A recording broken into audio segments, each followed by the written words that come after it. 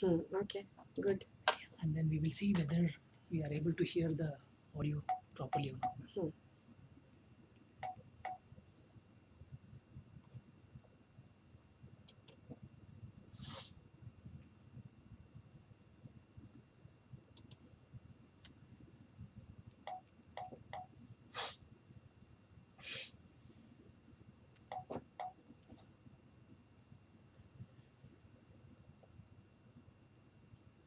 Can you check in your mobile whether audio is coming or not? I'm having some internet problem.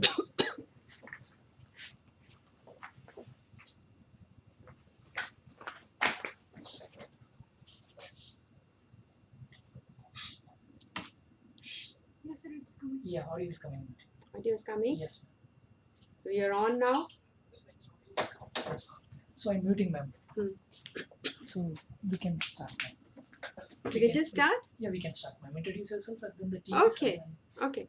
So, well, hello everybody.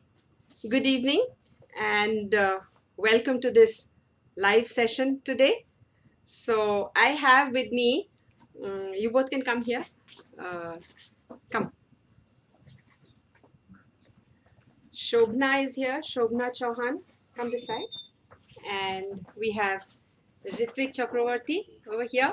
They are the two TAs for the course and they have been posting all the solutions, the assignments and the quizzes for you, and very patiently, very nicely they put in a lot of time, so you all must thank them first and foremost for working so hard for this course.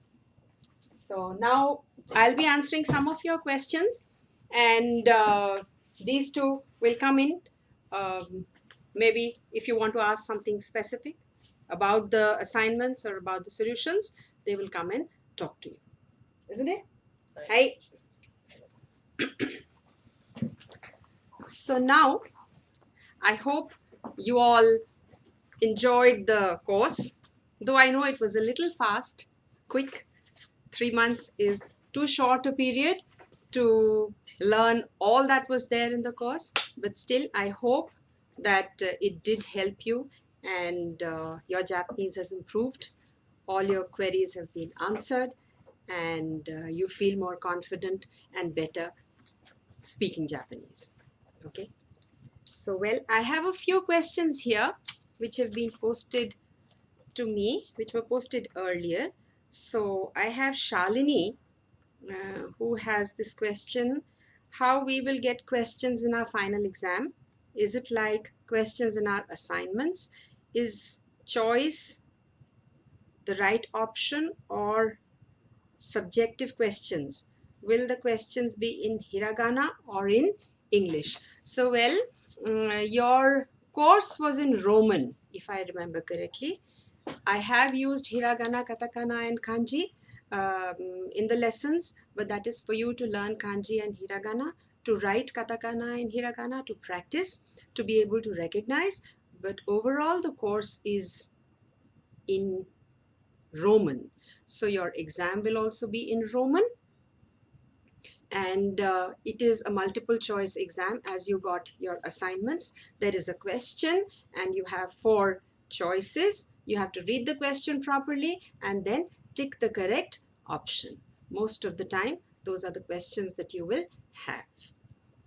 There will be, of course, some conversation also, and maybe there are fill in the blanks in the conversation or something related to the conversation is asked in the question. So that is one part. I hope, Shalini, your query has been answered. And then we have Bhavani Sitaraman. He's a research scholar and he would like to know if I should prepare one unit after another, or will it be okay if I take any unit randomly and prepare? See, Bhavani, this is a full course and it has not been given as units. It is like a class where you keep repeating things again and again for the students to understand better. There is a lot of practice given, and though I have tried to cover certain units and certain lectures, but generally there is a continuation, there is a connection in the lectures, and it would be better if you do it one after the other and not randomly pick lectures and study. For example, if you take lecture 5 and then all of a sudden go to lecture 30, well, it will only create problems for you. So it's better that you go serial wise. Then I hope it's all right with you, Bhavani, now. So well, we have Thamu Priya Darshini. She's a student. And what is the next course after finishing this course? You finish this course, and maybe in the future we have another course level higher than this one for you, and of course we'll inform you definitely when we float it. Also in your JLPT N5, N4, N3, N2, N1, I have taken this course as JLPT N5, where we have covered about 150 kanjis, and almost all that is done in N5 for the students to appear for the JLPT exam. After finishing this course, I'm sure all of you should have no problem whatsoever appearing for N5 and clearing it in the first go. That is the most important thing. Also, I have tried to cover certain things from N4 as well. So this is definitely a little beyond the N5 syllabus. So for the next course, well, whenever it happens, we'll let you know. And then Nikhil is here, who wants to know what can I do for the listening part? Anime, movies, songs, and also to write and remember kanji. Is there any method to do that? Well, Ritvik here will tell you about anime, movies, and songs, and also about kanji. But I can only tell you that there is a book which I had introduced in the course, Kanji and Kana. That's a very good book. It gives you the number of the kanji, it gives you the stroke order, it gives you the readings of the kanji, and it starts with very basic kanjis with small number kanjis, stroke kanjis, and gives you the stroke order as well. So I personally use that book. I like that book, and it has been very helpful. So I would like all of you also to use the book, and maybe from there you can learn. Words are also given in that book, so you can learn from that book and improve your kanji. So Ritvik, you can come and explain about kanjis or about anime and songs and talk to them a little. Come. Come.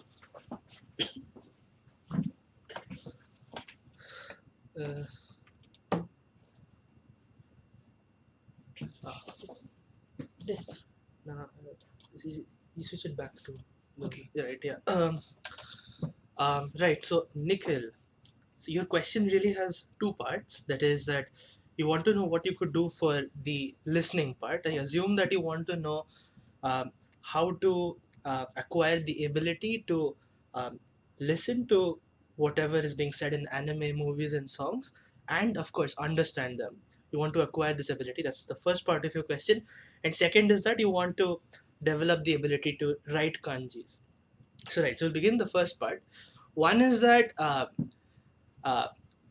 firstly, you need to watch more and more anime movies and listen to more songs. That is again a function of how much you're infatuated with them. Again, be careful not to be addicted with them, because the more you get addicted to such media, it could impact other parts of your life. So therefore, it's careful to strive for a balance.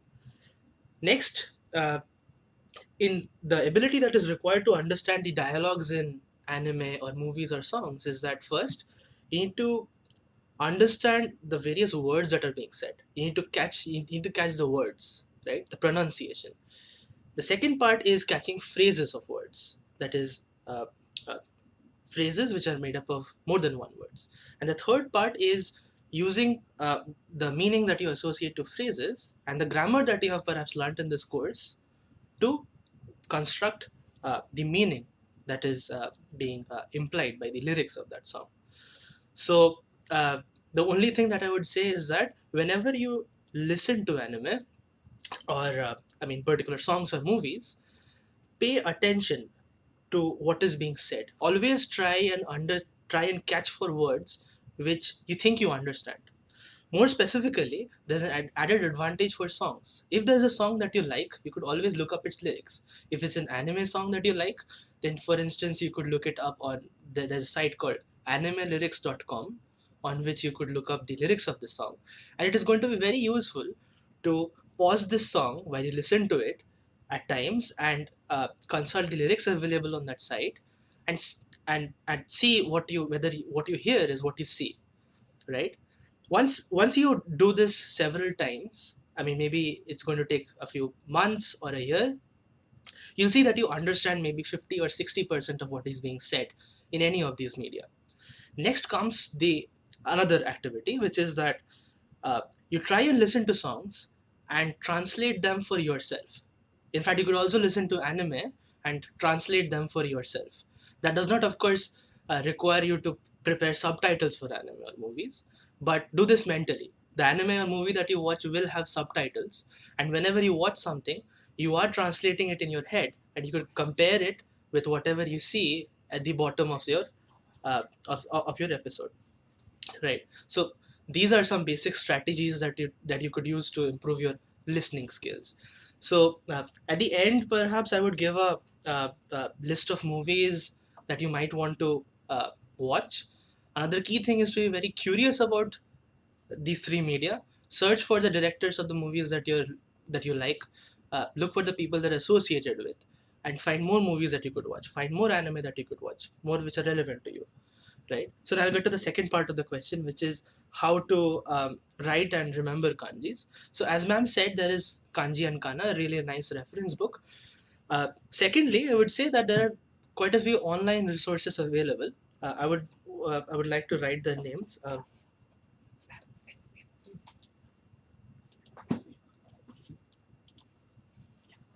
Right. So there's this general site called Tofugu. You just could do a Google search for this. Here, uh, here you'll be able to find uh, how to learn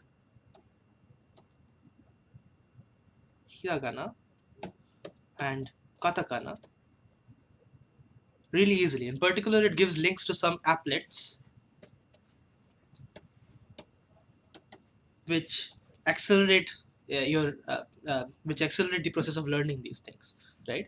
It also has some general guidelines for learning Japanese, which could be very useful to you. Secondly, there's this another book which is perhaps listed in the references, which could be found on the course, which is called Minna no Nihongo.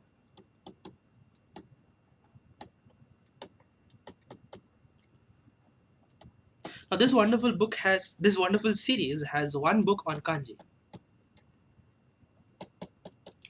In my opinion, this really does a good work in teaching students how to learn kanji. The main difficulty in trying to learn kanji is that you don't really know how to start drawing the kanji.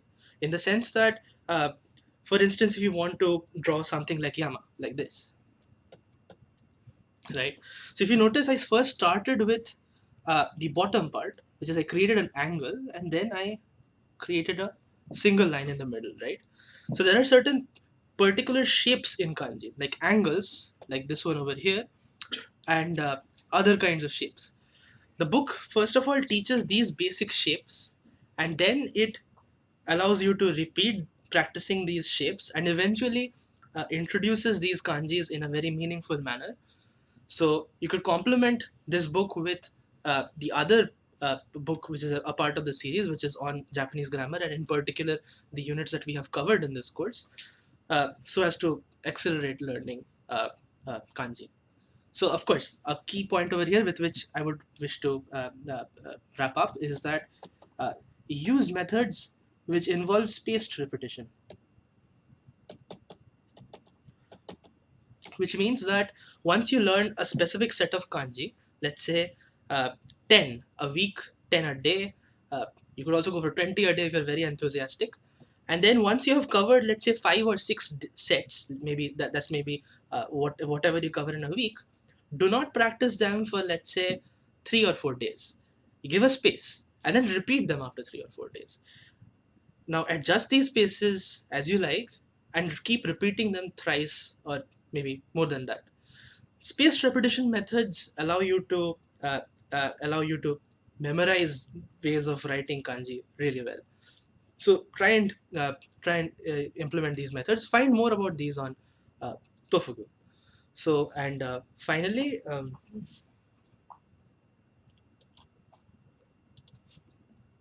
right? How do I erase this? No, you want to move to the second page? Yes. Okay. You want to write something? Yes. So Okay. finally, as I had promised, I would You end can by post all of these. yeah. I'll just as I promised, I'll maybe give names of certain movies that you could start with. These are I don't know if you like them or not, but these are some directors to watch out for.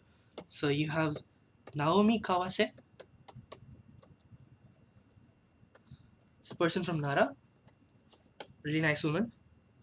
And there's this guy called Shion Sono, and here's the winner of the Palme d'Or at Cannes last year, Hirokazu Koreeda.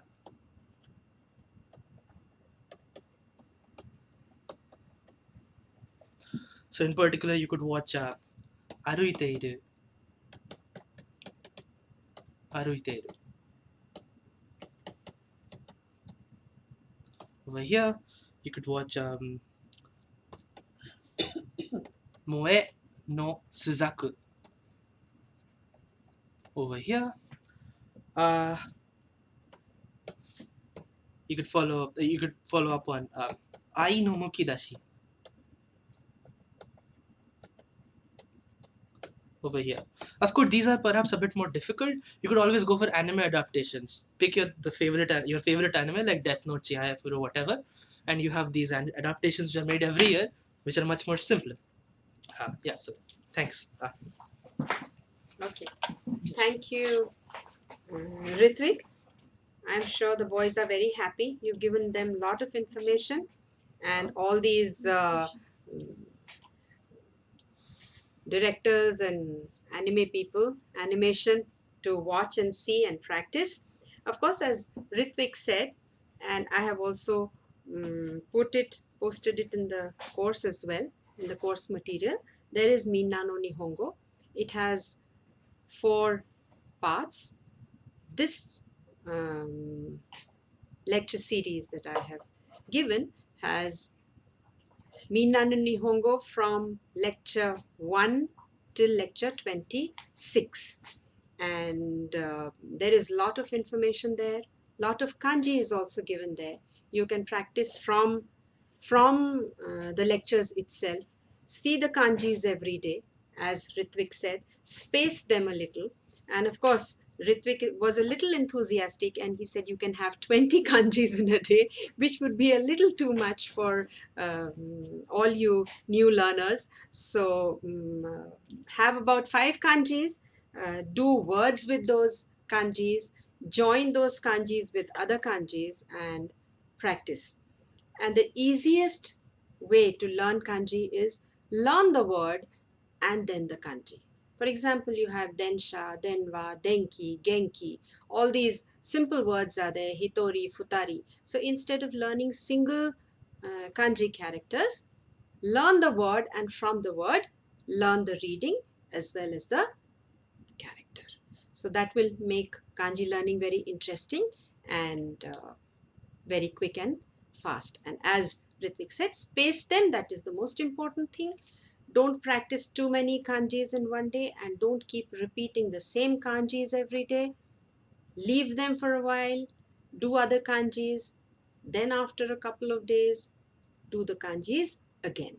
So that makes things very, very easy. So I hope, Nikhil, your query has been answered and you are satisfied with what we have told you. Practice it like that, and I'm sure everything will work out for you.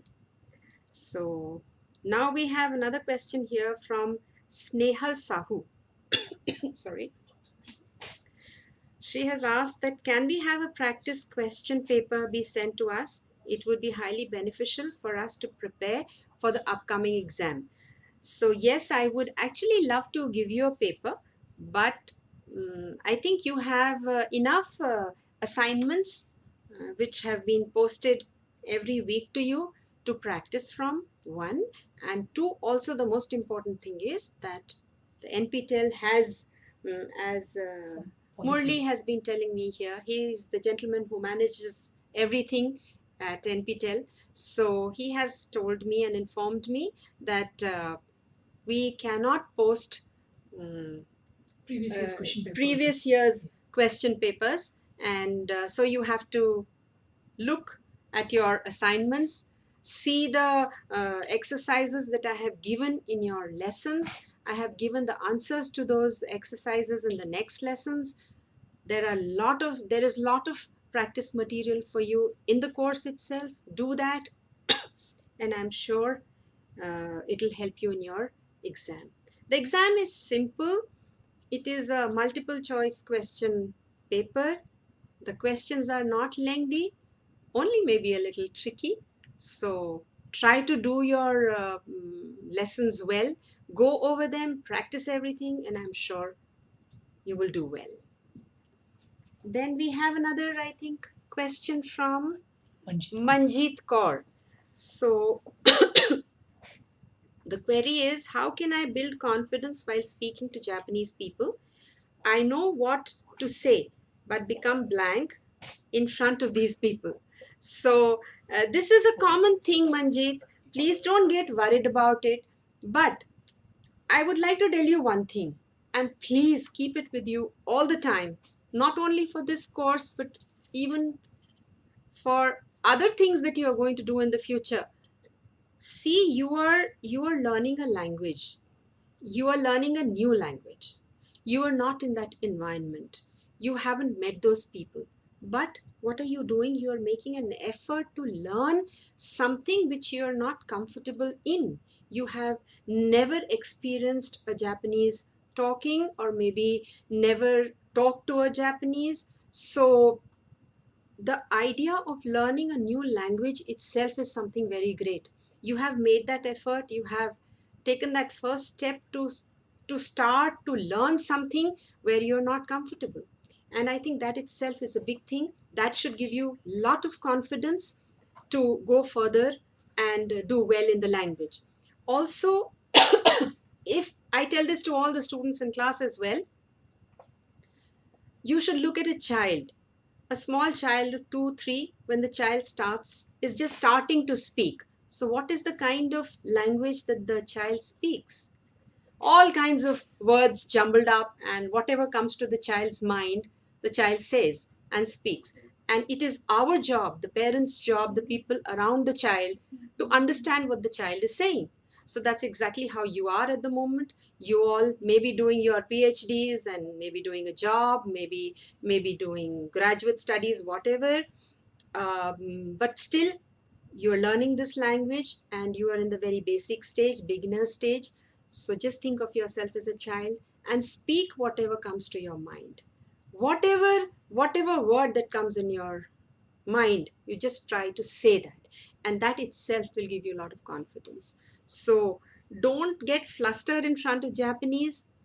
Let them understand what you're saying. It's not your job. Now see, when a foreigner talks to you, you rack your brains and you try to understand what the foreigner is saying. If the word is wrong, you say, okay, maybe this is what he means, maybe this is what he means. So don't worry, the Japanese will do exactly the same with you. Just speak whatever is there in your mind. Once that is out, that will give you confidence. Is it all right? So don't bother. Yes. Yeah, I would want it to Please do. Come. Ritvik also wants to talk to you. So Right. So another thing is that you could try and listen to more and more native Japanese. So YouTube is a really good medium for that. In particular, you could yeah.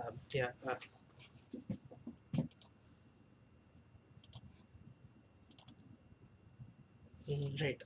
You could look up these channels. One is called Moshi Moshi Yusuke.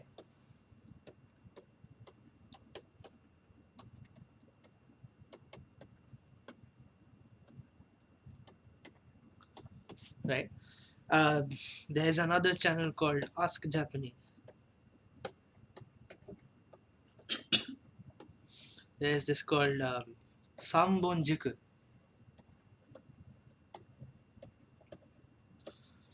Right.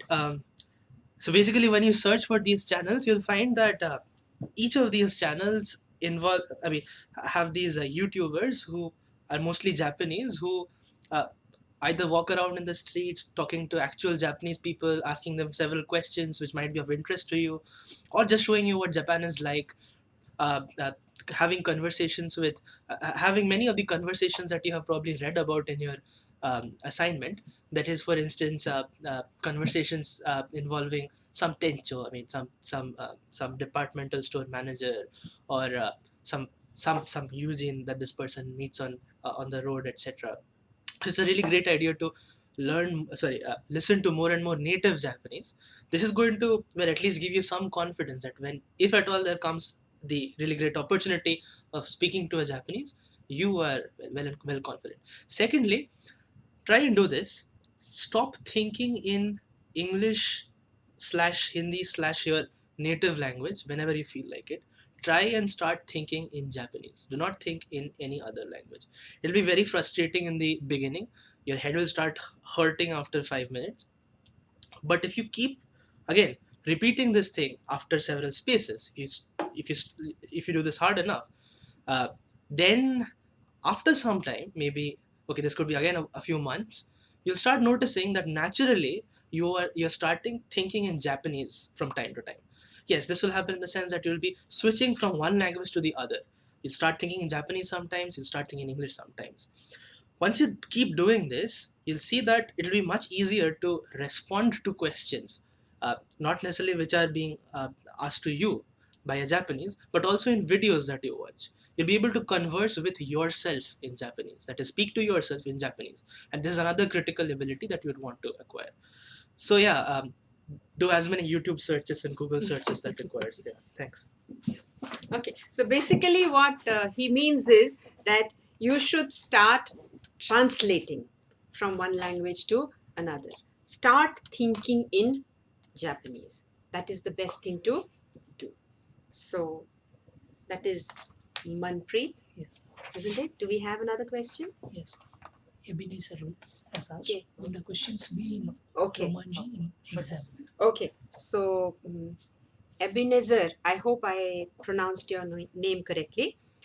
Ruth wants to know, will the questions be in Romaji in exam? In the exam. So, well, I think I did answer this question. Shalini also had the same question. So, the exam is going to be in Romaji as the course was in Romaji. So, we did the course in Romaji. We did not do hiragana and katakana totally, okay, not in the script completely. So the exam is going to be in Roman, that is in English, and you do have kanji questions where kanji is written for you to tick, as you have in your JLPT N5. So the pattern is exactly the same. You can look up the JLPT N5 papers, sample papers that you have on the net, and you will get an idea as to what kind of an exam we are going to have. So Ruth, I hope that you are satisfied. So any other questions we have? They are ready to post. Okay, they are ready to post. Okay. Jai Shri Gopalakrishnan. Okay, so Jayashree, Gopalakrishnan, thank you so much. I'm very happy that you all liked the course and enjoyed the course. And it was wonderful being with all of you during the course. So I'm happy, and I hope that through the course you were able to learn Japanese and are more confident, are able to speak better, and your understanding of the language has improved. And then, Ricky Sahu. okay, Ricky Sahu, what are the important topics we should be focusing on? Um, Ricky, this is a language, you see, so you have to learn everything. You cannot just focus on one topic like you do in your BA or your MA exams, where you have just 5 questions and you can focus on some part, 50% of the course, and expect that the questions are going to be from 50%. The questions are going to be from all over, and as it's language, you need to speak. So you have to prepare everything, the written part, the spoken part, the kanji part, hiragana, katakana. But for this exam, you only need to concentrate on grammar and your understanding of grammar. You don't have to write anything in hiragana or in katakana. Any other question if you want to know something more? Then Or we could okay, Bhaskar Mandal, please tell the exam pattern for this course. Will it be MCQ only, and also how many questions will be there and the time limit? Bhaskar, I just told Shalini here and I think Jayashri that the question pattern is going to be multiple choice questions, and I cannot disclose how many questions are there. But what is the time limit? 3 hours, Generally, ma'am. It is 3 hours. Yeah. It's a 3-hour exam, and accordingly, you will have multiple choice questions. So I think that should answer your query. Now, again, we have Manjeet Kumar. How to be in touch with the language after the course is over? Yes, you if you really want to uh, speak the language, then you have to be connected with the language somehow, and otherwise you will tend to forget. So as Ritvik said, he has given you so many sites. You can visit those sites, see how the language is spoken by native speakers. You can practice with them. There is a lot of listening material. So that's how you have the net, you have the YouTube. you can you can listen to any amount of Japanese there and stay connected. Ma'am, Hi. there's 2 more. Come. Ritvik again wants to tell you something. So, Yes. well, right here, come. Right. So, since you wish to, I guess this is going to be a general problem for everyone here that, that you would want to, you'd want to stay connected to a community. Now, as you see, of course, so basically you could divide these communities into 2 types. One is real life communities, another is virtual communities. For real life communities in India, well, if you're in one of these good cities out there, Delhi, Kolkata, they or Bangalore, etc., you have a Japan Foundation, right? Especially if you're in Delhi. So yeah, I'll just write them. So you have Japan Foundation In Delhi. in Delhi. In Delhi. All right. Hopefully, yes. Right.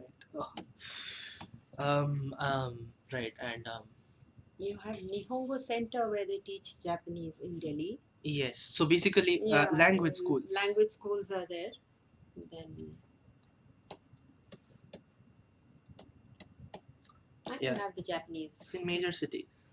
in major cities.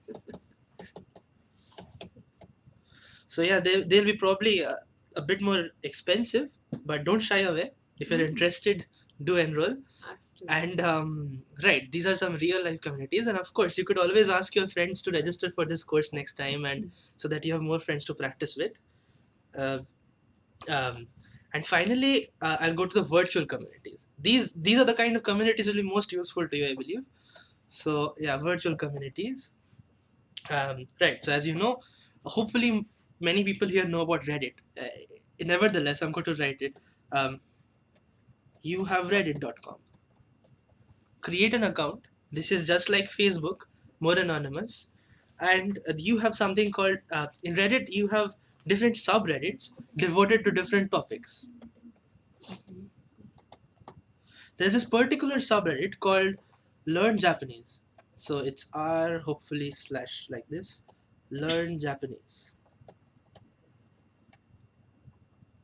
This is a wonderful community in which you have people from all over the world asking each other different questions about Japanese. All of them are, many of them are from America, Mexico, etc., who are either enrolled in courses just like the one which we have offered here, or are part of some language school or are self-learning.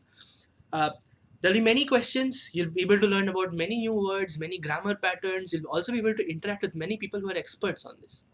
So it's a really good place to hang around. Apart from that, if you're, again, this is another relevant reference to be, so the key way of trying to keep to involve yourself in these things is that try and engage in as many uh, social platforms as you can. That is, for instance, on Reddit itself, if you're interested in anime, there's R anime.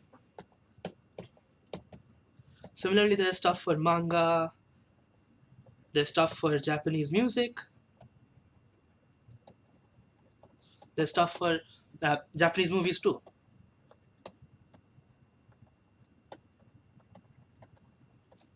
Right? So you follow these things, and more importantly, try and connect with others. Try speaking in Japanese to others. Right?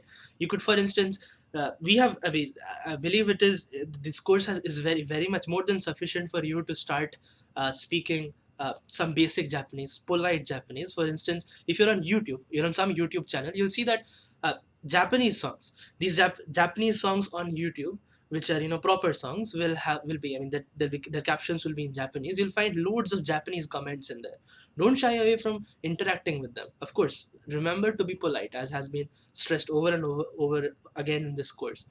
So for instance, if you're asking for something, like for instance you want to ask uh, uh, who is the uh, who's singing this, right? So then you could ask, or what are the lyrics, for instance, where could you find the lyrics? So don't really ask that who is the kashi, I mean, where are the lyrics, right? You always add a sumimasen ga at the beginning, right? Just write this here, sumimasen ga, and then you ask. So be careful about those things. Don't try and mess up there. So yeah, those are the basic things. Of course, you also have Facebook. Try and follow artists that you like. You'll again find many more people. So that's the basic principle. Try and engage in as many social platforms as you can. Yeah, thanks. So let us see if we have more Yes, questions. 2 questions came. 2 questions came? Yeah, Okay, just- that's good.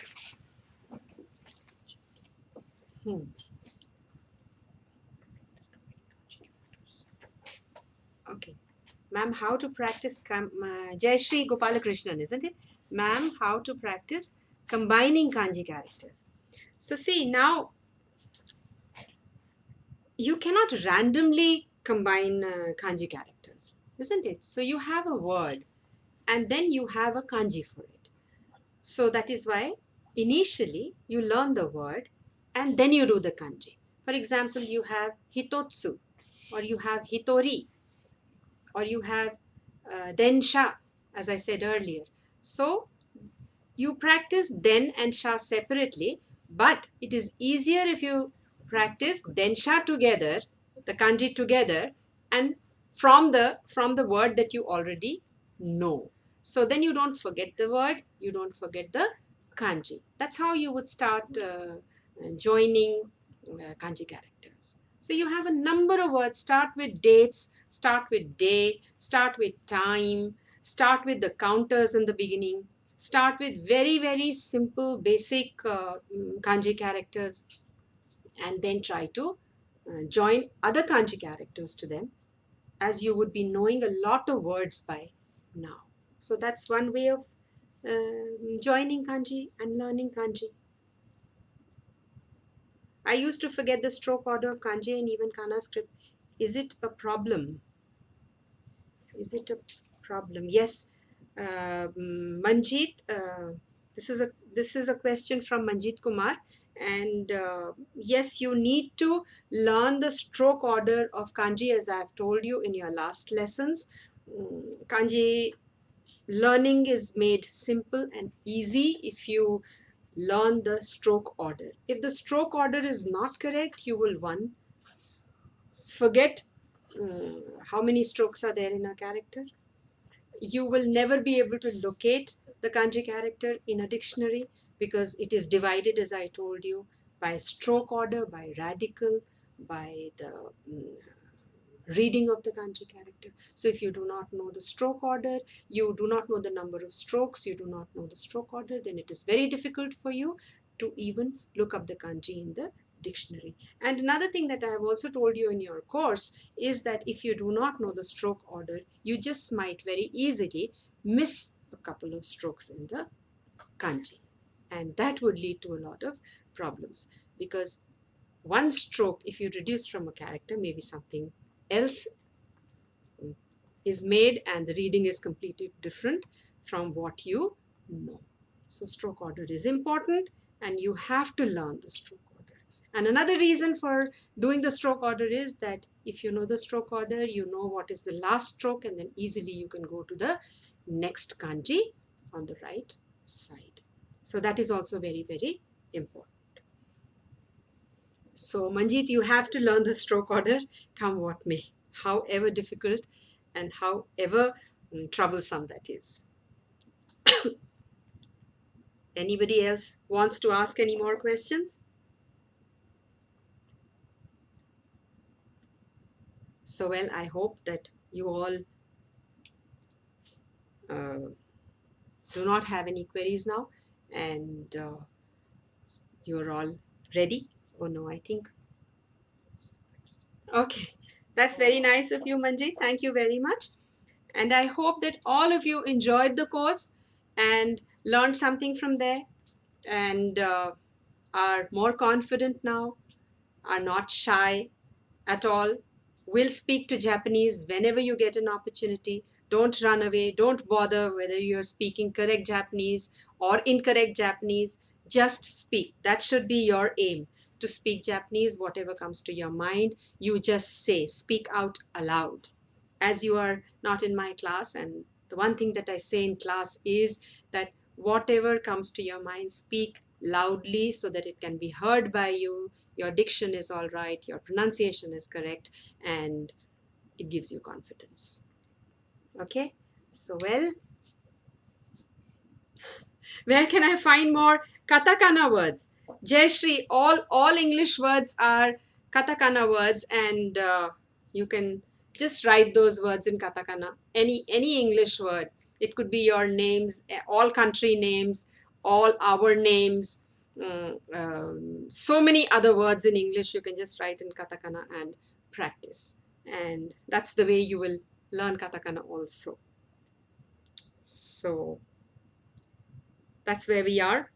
So I think we can Let's wait for a minute, ma'am. In case if there are no questions, Okay. then we'll wind up, ma'am. Okay. Yes, ma'am.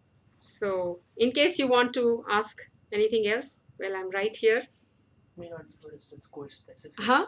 May not be course specific. Yeah, may not be course specific. You can ask about anything. If I know the answer, I definitely will tell you. So